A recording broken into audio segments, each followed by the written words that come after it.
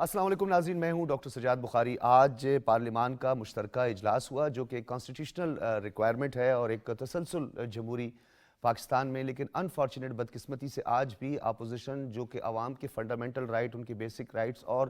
جو major constitutional amendments ہیں ان کو ٹو کرتی ہے، نہ صرف ان کو ٹو کرتی ہے بلکہ حکومت وقت کی توجہ ملبوس کرواتی ہے، خاص طور پر ان ایشوز کی طرف جو ایشوز عوام کے بنیادی مسائل ہوتے ہیں۔ لیکن بدقسمتی سے ایک روایتی ہٹ درمی کا آج بھی اپوزیشن نے مظاہرہ کیا، اور یہ مظاہرہ کرتے ہوئے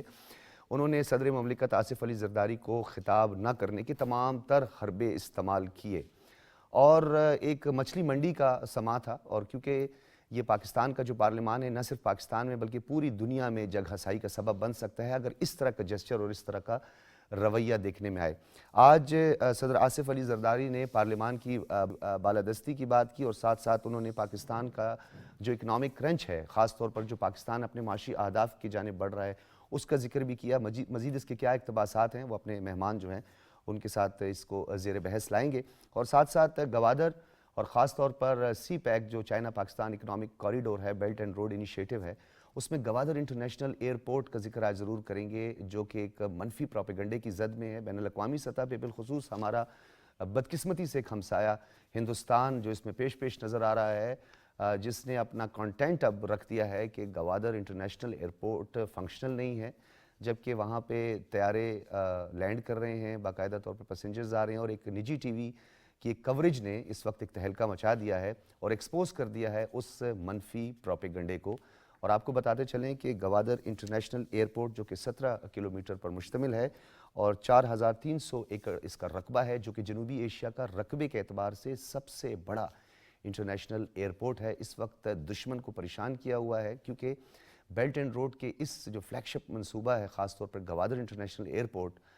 جس کو سبوٹاج کرنے کے لیے اور اس کے راستے میں جتنی ہرڈلز تھی ان کو دور کیا ہماری سیکیورٹی فورسز نے، چائنا اور پاکستان نے مل کر۔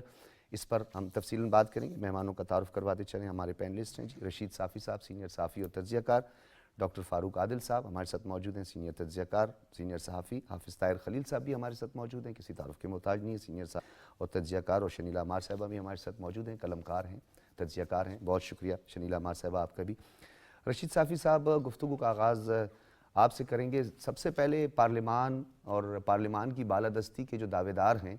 انہوں نے ہمیشہ پارلیمان اور پارلیمانی روایات کو کچلا ہے بے دردی سے، اور آج بھی ہم نے یہ تماشا دیکھا کہ اس اجلاس کے دوران وہی روایتی ہٹ درمی نظر آئی۔ تو کیا یہ سلسلہ، یہ تسلسل آپ کو لگتا ہے کہ آئندہ بھی جاری رہے گا؟ شکریہ ڈاکٹر صاحب، آپ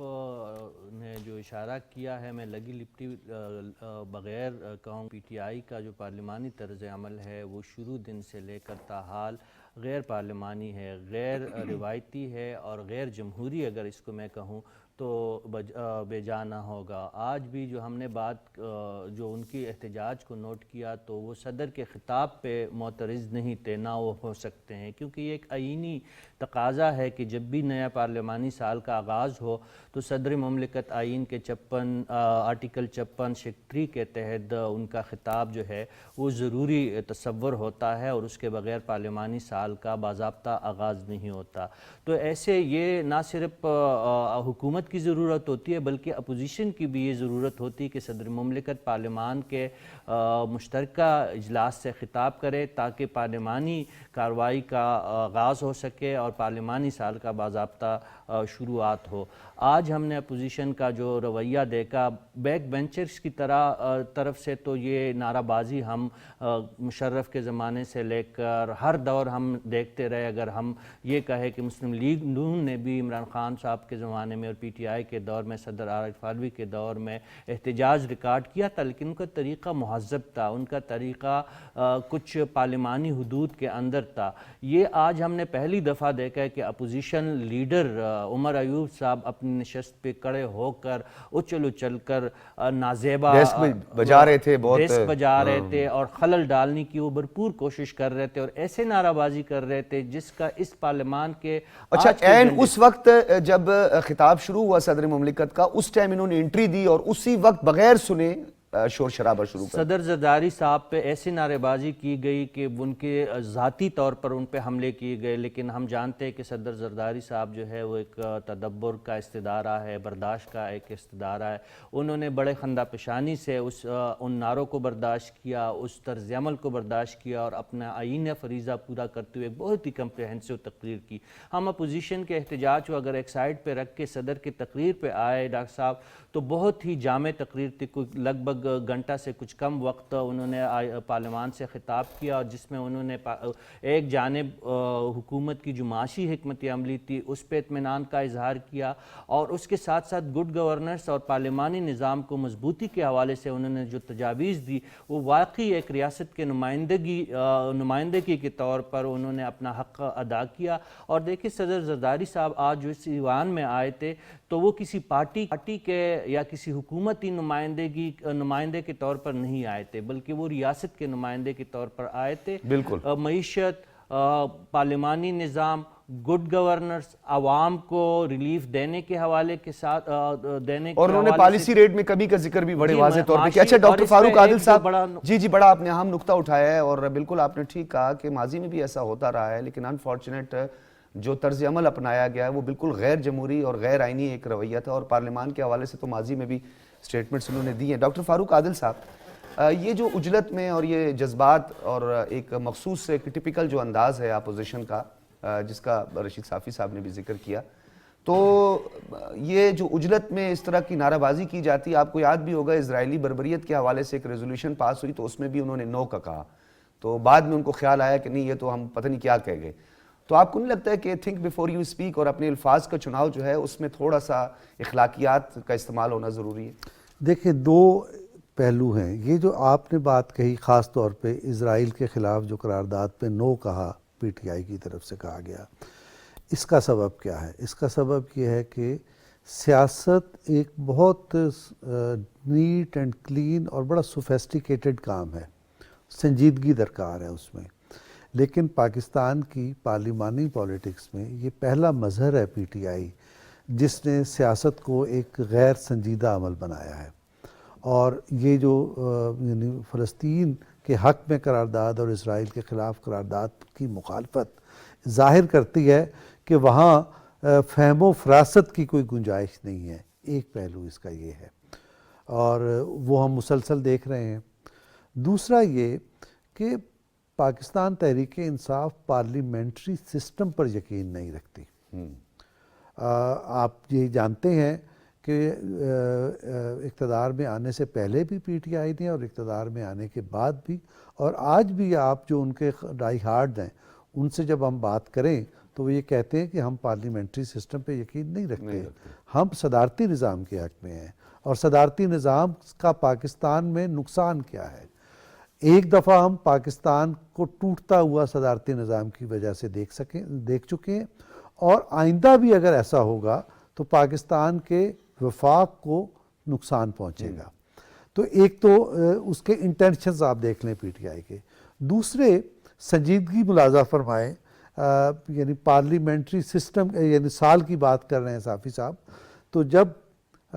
پارلیمنٹری سال شروع ہوا پی ٹی آئی کی حکومت کے شروع میں 2018 میں،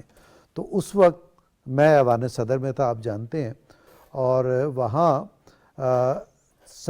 ایک امکان پیدا ہوا اور میسج آ گیا تھا کہ عین ممکن ہے کہ صدر ممنون حسین صاحب کو اس ایوان سے خطاب کرنا پڑے جس میں اکثریت پاکستان تحریک انصاف کی ہے اور وزیر اعظم عمران خان ہوں گے. تو ایک تھا، اور اس وجہ سے ایک تقریر تیار کر لی گئی. اور اب آپ اندازہ کر سکتے ہیں کہ ممنون صاحب جس قسم کی تقریر کرنی ہوتی وہ کیسی ہوگی. تو وہ تقریر تیار ہو گئی. آپ کو یہ بھی معلوم ہے کہ وہ تقریر تیار کون کرتا تھا. تو اس کے بعد جب بعد میں پتہ چلا کہ وہ تقریر نہیں کریں گے ممنون صاحب، لیکن جو صدر عارف علوی نے تقریر پڑھی وہ وہی تقریر تھی جو ممنون صاحب کے لیے تیار کی گئی. تو کہنے کا مطلب یہ ہے کہ یہ پارلیمانی کارروائی کو ان کے نزدیک کوئی سنجیدہ مقام حاصل نہیں ہے. اور کیوں حاصل نہیں ہے؟ دراصل وہ پارلیمنٹری سسٹم کو ناکام کر تو کے اپنی ڈاکٹر مرضی کا صاحب، یہ نظام جو لانا چاہتے ہیں۔ رشید صافی نے جس طرف اشارہ کیا کہ یہ ایک ہمارے ماضی اور ایک ہمارا پولیٹیکل کلچر بھی بن چکا ہے، اور تقریباً 20 سالوں سے تو ہم دیکھ رہے ہیں کہ تسلسل کے ساتھ پارلیمان کے اندر یہی ہنگامہ ہوتا ہے، تو سیاسی بلوغت کی کمی ہے، سیاسی بصیرت کی ٹریننگ کی ضرورت ہے، کیا سمجھتے ہیں؟ پارلیمنٹ اور پالیٹکس کیا ہے؟ قوم کی آرزوؤں اور امنگوں کو امپلیمنٹ کرنا۔ لیکن مجھے یاد ہے، پھر میں ایک دفعہ ممنون صاحب کا ذکر کرتا ہوں اور پی ٹی آئی کے رکن کا ذکر کرتا ہوں کہ ممنون صاحب جب تقریر کر رہے تھے تو وہ نوجوان، وہ صاحب جو قومی اسمبلی کے رکن تھے، مظفر گڑھ سے شاید تھے، وہ منہ میں انگلیاں ڈال کے سیٹیاں بجا رہے تھے، اور آج ایسا نظر آ رہا تھا، محسوس ہو رہا تھا کہ کوئی بھاری بھرکم چیز ہے جو ڈیسک پہ ماری جا رہی ہے۔ سر کچھ غیر پارلیمانی الفاظ جو تھے اس کا ہم ذکر بھی یہاں نہیں کر سکتے ہیں۔ جی ہاں، اور یہ جو قائد حزب اختلاف ہوتا ہے وہ تو نیکسٹ گورنمنٹ ہوتا ہے نا، اور اس کے لیے سنجیدگی ناگزیر ہوتی ہے۔ اگر اس کے ارکان جذباتیت کا مظاہرہ کریں بھی نہیں، اور ڈاکٹر صاحب آپ نے تو اس کی اسی طرح نفی بھی کر لی ہے، میں چاہتا ہوں اس کو آگے بڑھاتا ہوں۔ ایک سیکنڈ، ایک جملے کی اجازت دے دیں۔ اگر حزب اختلاف کے ارکان احتجاج کر بھی رہے ہوں تو پارلیمانی لیڈر جو ہے حزب اختلاف کا، وہ سنجیدگی کا مظاہرہ کرتا ہے۔ مجھے یہ محسوس ہوتا ہے کہ عمر ایوب صاحب جو ہیں، وہ ان کے ساتھ کوئی ذاتی مسئلہ ہے اور وہ ہمیشہ یعنی سنجیدگی کا مظاہرہ نہیں کرتے، معاملات کو بگاڑ دیتے ہیں، انہیں اپنا جائزہ لینا چاہیے۔ جی جی بالکل ٹھیک آپ نے کہا کہ انہیں اپنا اثر نو جائزہ لینا چاہیے جو ان کا بیہیویئر ہے۔ حافظ طاہر خلیل صاحب، بہت سارے اتار چڑھاؤ آپ نے دیکھے ہیں، اور کیونکہ آپ قلمکار بھی ہیں، بہت ساری چیزوں کو واچ کیا ہے آپ نے، تو یہ جس طرح بات ہو رہی تھی کہ جو پاکستان تحریک انصاف جو ہے وہ پارلیمانی سیاست پر یا جو اس پر یقین نہیں رکھتی، وہ پریزیڈنشل فارم آف گورنمنٹ یا پھر ٹیکنوکریٹس گورنمنٹ کے حوالے سے بھی ایک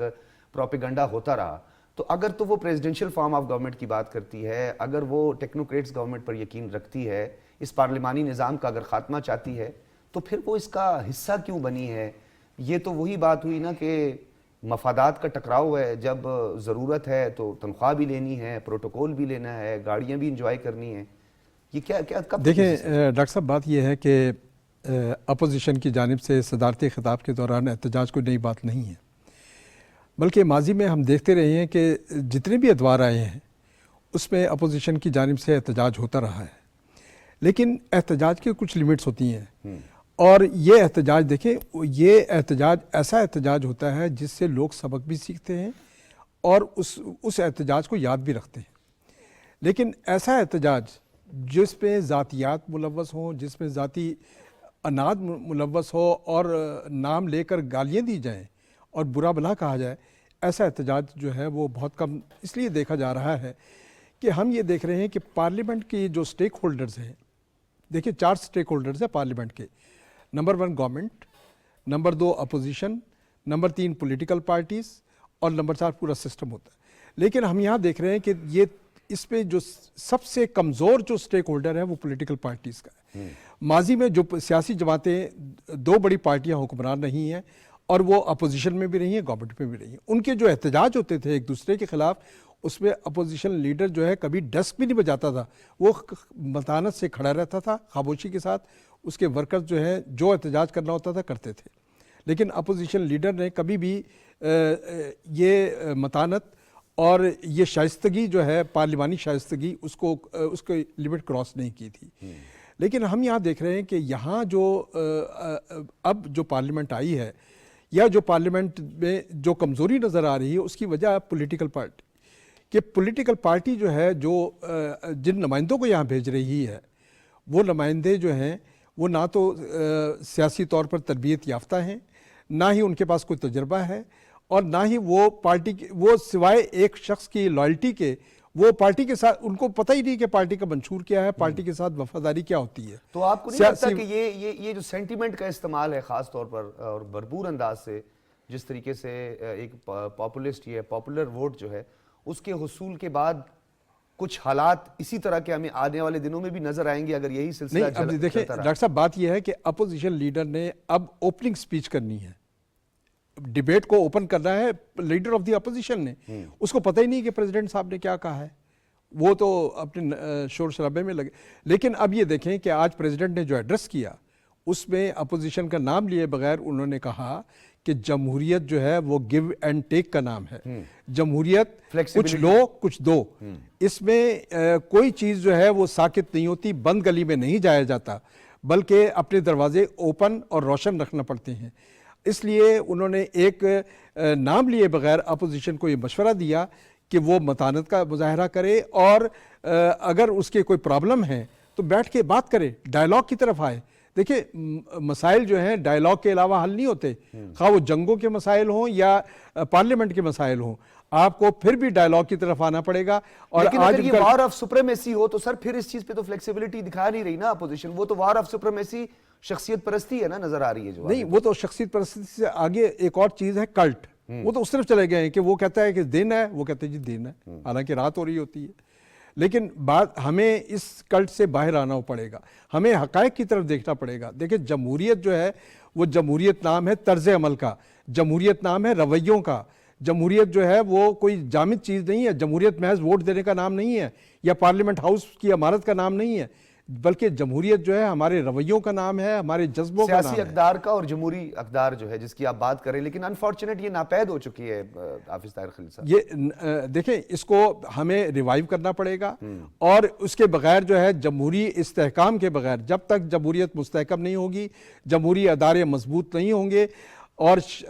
پارلیمانی آداب اور پارلیمانی شائستگی جو ہے وہ مضبوطی کے ساتھ آگے نہیں بڑھے گی, ہمیں ایک دوسرے کو تحمل اور برداشت کے رویے جو ہے اپنانا پڑے گا. ٹالرنس کے ساتھ ہمیں آگے یہی جمہوریت ہے. بالکل آپ نے ٹھیک کہا. شنیلا صاحبہ آپ کی طرف آؤں گا, یہ بتائیے گا کہ یہ جو ذاتی رنجش ہے,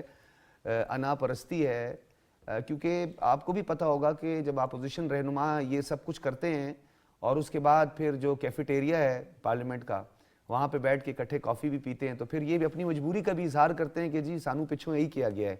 کہ آپ نے یہ کام کرنا ہے, تو ہمیں تو مجبور ہیں, ہم نے تو یہ سارا کچھ کرنا ہے. اور آپ بھی جانتی ہیں کہ یہ باتیں ہمیشہ ایوانوں کے اندر یہ ہم سنتے ہیں, ہماری بلکہ آنکھوں کے سامنے کئی دفعہ یہ ہو چکا ہے. تو کیا یہ مجبوری کے تحت کر رہے ہیں, یا آپ کو لگتا ہے کہ آنے والے دنوں میں انہیں پتہ ہے کہ ووٹ کا حصول بھی بس یہی ہے کہ آپ نے غیر پارلیمانی جملے بولنے, ایگریشن پیدا کرنے اور آپ کو ووٹ ملے گا؟ دیکھیں بدقسمتی سے پاکستان کی سیاست کے اندر جو بانی پی ٹی آئی کا عنصر جب سے شامل ہوا ہے نا, تو ہماری سیاست ہمیں ایسے ہی نظر آ رہی ہے. اپوزیشن اور حکومت کے درمیان دیکھیں چپکلش چلتی رہتی تھی, جو جیسے حافظ طاہر خلیل صاحب نے کہا کہ یہ احتجاج نئی بات نہیں ہے. جب صدر خطاب کرتے ہیں تب بھی ہم نے احتجاج ہوتے دیکھا ہے, جب وزیر خزانہ بجٹ پیش کرتے ہیں ہم نے تب بھی احتجاج ہوتے ہوئے دیکھا ہے. لیکن اسی پارلیمنٹ کے اندر ہم نے دیکھا ہے کہ جب محترمہ بے نظیر بھٹو جو ہے ان کے خلاف تحریک عدم اعتماد آتی ہیں, وہ اس کو جیت جاتی ہیں, تو اپوزیشن لیڈر میاں نواز صاحب آ کے ان کو مبارکباد دیتے ہیں اور وہ کہتے ہیں کہ میاں صاحب ہم مل کے اکٹھے کام کریں گے. لیکن دوسری طرف بانی پی ٹی آئی بھی ہمیں نظر آئے, وہ وزیر اعظم رہے اور انہوں نے اپنے پورے ٹینیور میں ایک دفعہ بھی اپوزیشن لیڈر کے ساتھ ہاتھ نہیں ملایا. ان کے جو اپوزیشن لیڈر تھے جو آج وزیر اعظم ہے شہباز شریف صاحب, ان کو کہتے رہے کہ چلیں ہم اکٹھے مل کے مساک معیشت کر لیتے. اپوزیشن کبھی بھی نہیں کہتی ہے, کیونکہ اپوزیشن ہمیشہ انتشار سے فائدہ اٹھانا چاہتی ہے, بیڈ گورننس سے فائدہ اٹھانا چاہتی ہے. اگر ملک کے اندر سب چیزیں ٹھیک ہو رہی ہوں گی تو اپوزیشن کا تو ووٹ مارا جاتا ہے, لیکن انہوں نے پھر بھی ان کو کہا کہ آئیں بیٹھے اور ہم بیٹھ کے مساک معیشت کرتے ہیں. لیکن بانی پی ٹی آئی جو وزیر اعظم تھے, جب آپ حکومت میں ہوتے ہیں آپ دل بڑا کرتے ہیں, آپ اپوزیشن کے پاس جاتے ہیں, آپ ان کے مسئلے سنتے ہیں اور آپ ان کے ساتھ نیگوسیشن کرتے ہیں. وہ اس وقت بھی انتقامی کارروائیوں میں لگے رہے, اور اس وقت بھی وہ ان کا کام یہی ہوتا تھا کہ میں اس کو جیل میں ڈال دوں گا, میں اس کو جیل میں ڈال دوں گا, میں اس کے خلاف مقدمے بناؤں گا, میں اس کے خلاف مقدمے بناؤں گا. یہی, اور وہ جو زبان استعمال کرتے رہے ہیں وہی زبان اس وقت ان کے سارے پارلیمنٹیرین نہیں. استعمال شریلا کرنا ہمارا شروع مجھے یہ بتائیے گا, یہ جو ہماری غیر ضروری ڈیموکریٹک جو ایکسپیکٹیشن ہے اس جماعت کے ساتھ, کیونکہ جب یہ اقتدار میں بھی تھے اور ٹریجری بینچز پہ اور پھر کسٹوڈین آف دا ہاؤس بھی ان کے جو تھے وہ ان کو چپ نہیں کرواتے تھے, تو اس وقت بھی تو یہی لہجہ لب و لہجہ تھا اور حدود و قیود کا تعین نہیں ہو رہا تھا اس وقت بھی, اور اس سے تجاوز کر لیا جاتا تھا. تو آج تو یہ اپوزیشن میں, تو کیا آپ کو نہیں لگتا کہ یہ توقعات جو ہے وہ ہمیں اس غیر جمہوری پروسیس کی طرف آگے بڑھا رہی ہیں؟ دیکھیں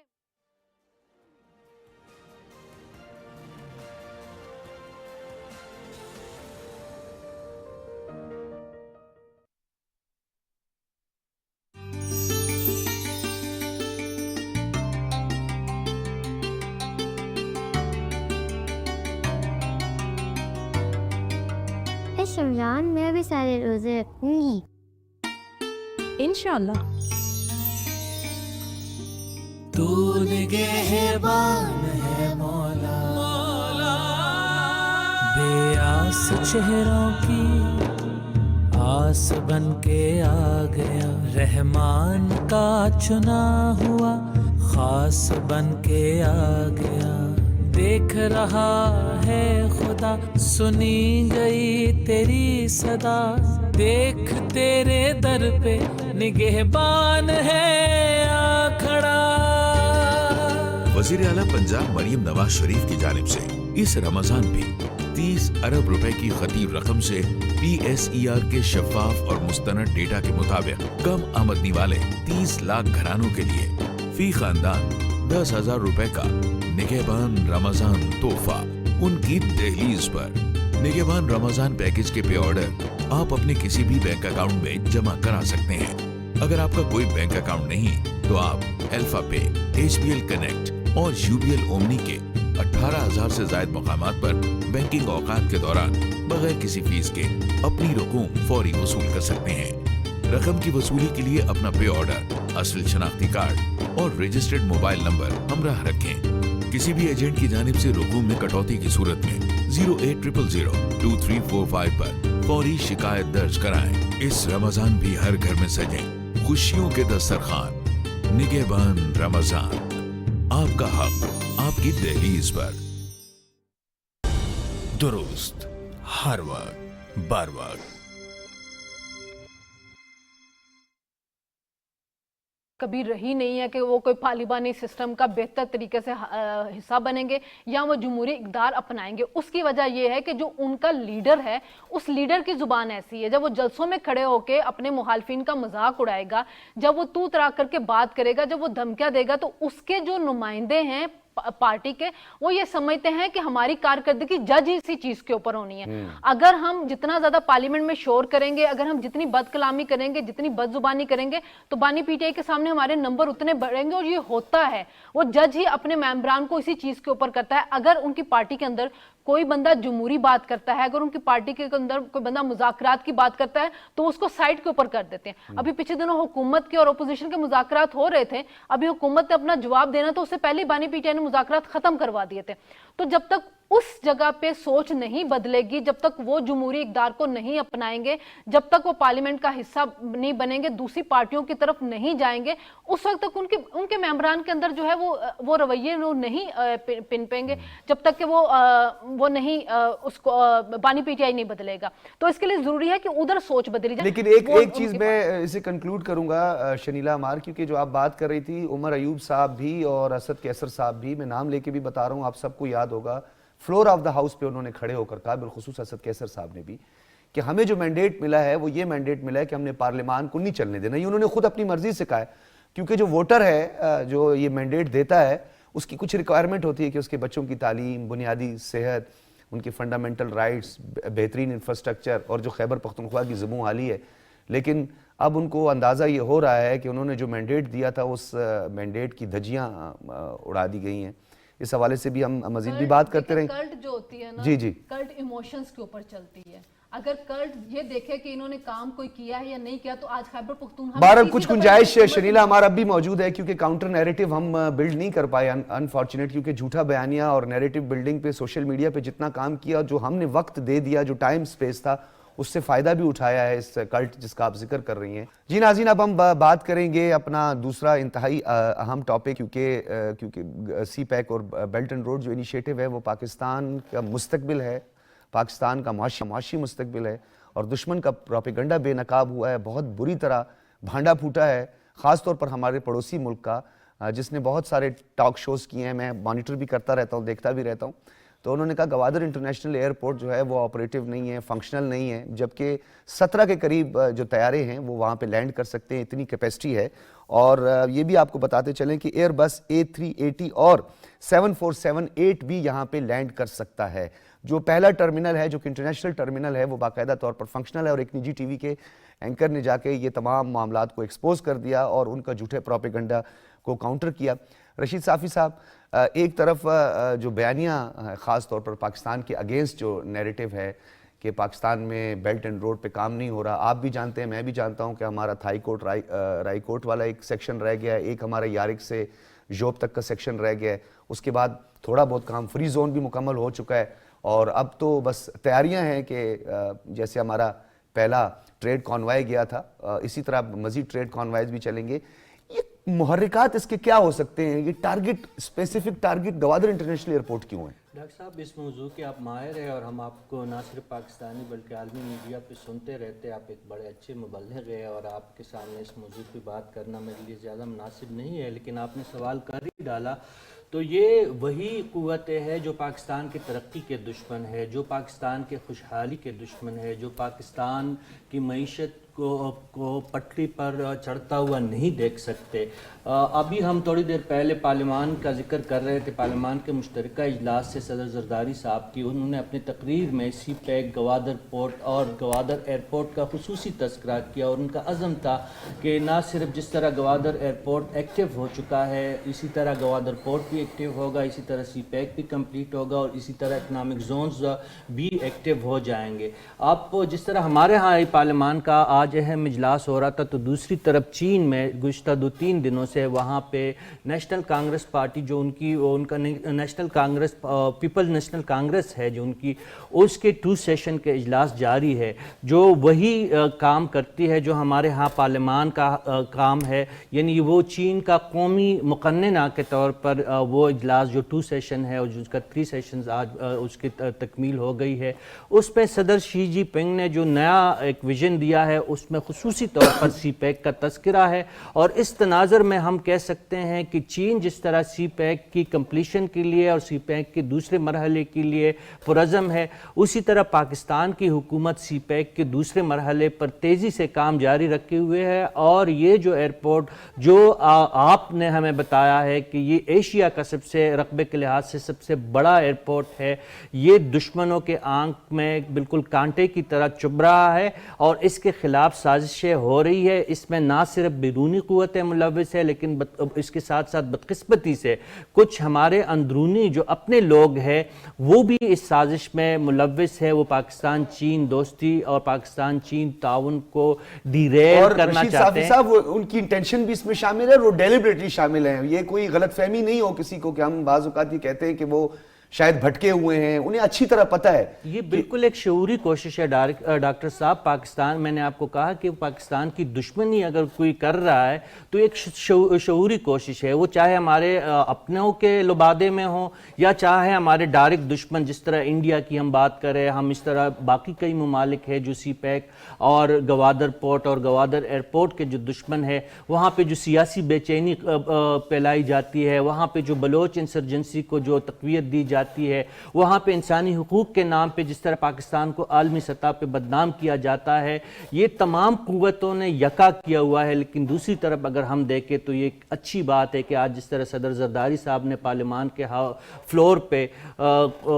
مجلس شورا کے اجلاس میں اس عزم کا اظہار کیا کہ سی پیک کی تکمیل ہوگی, گوادر پورٹ اسی طرح جاری اور یہ جو آپ رشید صافی صاحب بول رہے ہیں, میں ڈاکٹر صاحب کی طرف جاؤں گا. ڈاکٹر فاروق عادل صاحب, رشید صافی صاحب نے بڑا ایک اہم نقطہ اٹھایا کہ فیز 2 جس میں باقاعدہ طور پر جو ہماری اکنامک زون ہے, جس میں ایک تو ہم نے دیکھا کہ دھابے جی اور پھر رشکے پر بھی کام بڑی تیزی سے جاری ہے, بوستان میں کام بڑی تیزی سے جاری ہے, فیصل آباد اور اسی طرح گوادر میں بھی کام بڑی تیزی سے جاری ہے. اب دشمن کو یہ اندازہ ہو گیا ہے کہ اب یہ تکمیل کے آخری مراحل پہ پہنچ گیا ہے, تو لہٰذا پھرتی اور تیزی دکھائی جا رہی ہے. خاص طور پر گوادر انٹرنیشنل ایئرپورٹ کو نہ صرف ہمارا پڑوسی ملک بلکہ امریکہ میں بھی ہم نے دیکھا کہ یہ پروپیگنڈے کو انڈورس کیا جا رہا ہے, تقویت دی جا رہی ہے. ڈاکٹر صاحب آپ نے بنیادی بات کہہ دی ہے کہ بڑے فل سوئم کے ساتھ کام ہو رہا ہے. اچھا, اب اگر گوادر پورٹ یا کوئی بھی منصوبہ ناکام ہو گیا ہے تو وہ تو ناقابل ذکر ہوتا ہے, اس کو تو کوئی ذکر ہی نہیں کرتا. کسی کی چیز کے خلاف پروپیگنڈا اور اس کی ناکامی کا واویلا اس وقت کیا جاتا ہے, اور خاص طور پر دشمن کی طرف سے, جب اس کی کامیابی دکھائی دے رہی ہوتی ہے. تو یہ پروپیگنڈا, اس پر ہمیں اطمینان ہونا چاہیے کہ اگر دشمن کی طرف سے اور انڈیا وغیرہ کی طرف سے یہ پروپیگنڈا ہو رہا ہے تو اس کا مطلب یہ ہے کہ ہم رائٹ ڈائریکشن میں جا رہے ہیں. جی ہاں, کچھ ہو رہا ہے, ہم ٹھیک کام کر رہے ہیں. ایک بات اب آپ یہ دیکھیں کہ کیا دکھ کیا ہے. انڈیا وہ ملک ہے جو ہمارے ایک پڑوسی ملک میں جا کے اس نے پڑوس کی ایک بندرگاہ کو ڈیولپ کرنے کے لیے انویسٹمنٹ کرنی شروع کر دی. اس کے باوجود کہ آذربائیجان کے سوا وہ جگہ کسی اور ملک کے ساتھ لگتی نہیں ہے، لگتی نہیں، کوئی راہداری ملتی نہیں ہے اس سے، لیکن اس کے باوجود اس نے وہاں انویسٹمنٹ کی اور اس نے کوشش کی کہ پاکستان کے اس کے بھائیوں کے ساتھ تعلقات بگڑیں۔ تو آپ اس انٹینشن کو دیکھیں اور اس انٹینشن کی روشنی میں اس پروپیگنڈے کو سمجھنے کی کوشش کریں۔ تو اس کا مطلب یہ ہے کہ ہم ٹھیک ڈائریکشن میں ٹھیک کام کر رہے ہیں اور اسی ڈائریکشن میں مزید جوش و خروش کے ساتھ کام کریں تاکہ لوگوں کے سینے پہ مونگ بھی دلتی رہے اور ہم اپنی منزل کی طرف آگے بڑھتے بھی رہیں۔ اچھا، ان کے ابھی حالیہ مارچ میں ہی ہم نے دیکھا کہ دسمبر میں ہم نے دیکھا 2024 میں جو ان کے دنیش ہیں، ان کے نیوی کے چیف، انہوں نے خود ایکسیپٹ کیا کہ پاکستان کی جو نیوی ہے وہ شاندار نیوی ہے اور ہم ابھی تک ان سے بہت پیچھے ہیں۔ تو ایک طرف میری ٹائم سیکیورٹی کو لے کر جو ہے وہ پاکستان کے خلاف پروپیگنڈا ہوتا ہے، پھر دوسری جانب پاکستان کا جو ویسٹرن الائنمنٹ ہے اس ویسٹرن الائنمنٹ کو ڈسٹرب کرنے کے لیے ان قوتوں کو فائنینس بھی کیا جا رہا ہے۔ اس حوالے سے ذرا ڈاکٹر صاحب قوم کو بھی تھوڑا سینسیٹائز کرنے کی ضرورت ہے اور ان ایریاز کے جو باسی ہیں انہیں بھی ذرا بتانے کی ضرورت ہے یہ ہو کیا رہا ہے۔ اچھا، یہ تو ویسے آپ کا خاص موضوع ہے اور آپ نے اسی طرح جس تفصیل کے ساتھ اس سوال کو بیان کیا ہے تو اس کے نتیجے میں جواب خود بخود سامنے آ گیا ہے۔ لیکن دیکھیں، میں یہ محسوس کرتا ہوں کہ بھارت نے جتنا اسلحے کے انبار لگا رکھے ہیں اور جتنا اس نے پھیلاؤ کر رکھا ہے، خاص طور اس کی نیوی کا ادھر ادھر، تو اس کے باوجود پاکستان کی نیوی، پاکستان کی مسلح افواج پروفیشنلز ہیں، حوصلہ مند ہیں اور وہ پاکستان کے مفادات کا اور ایک ایک انچ کا دفاع کرنے کے قابل ہیں۔ لیکن اس کے باوجود انڈیا کی طرف سے اس قسم کی بات کا کہا جانا ایک خاص مقصد رکھتا ہے۔ وہ مقصد یہ ہے کہ زیادہ سے زیادہ اسلحہ جمع کیا جائے، زیادہ سے زیادہ آپ جنگوئزم کو فروغ دیا جائے اور یعنی امن کو خطرہ پیدا کیا جائے، یہ ہے اس کا مائنڈ سیٹ۔ اور اس چیز سے جو آپ یہ کہہ رہے ہیں کہ اس ایریا کے لوگوں کو باخبر ہونا چاہیے کہ انڈیا کے مقاصد کیا ہیں، اور صرف ان کو نہیں بلکہ اس خطے کے مقاصد، خطے کی جو ممالک ہیں ان کے علم میں ہونا چاہیے۔ اچھا، اس میں انڈیا ڈاکٹر اس صاحب خطے میں امن کے لیے ایک اور بھی ہے جو بڑا امپورٹنٹ ہے۔ حافظ طاہر خلیل صاحب، آپ کی طرف آؤں گا کیونکہ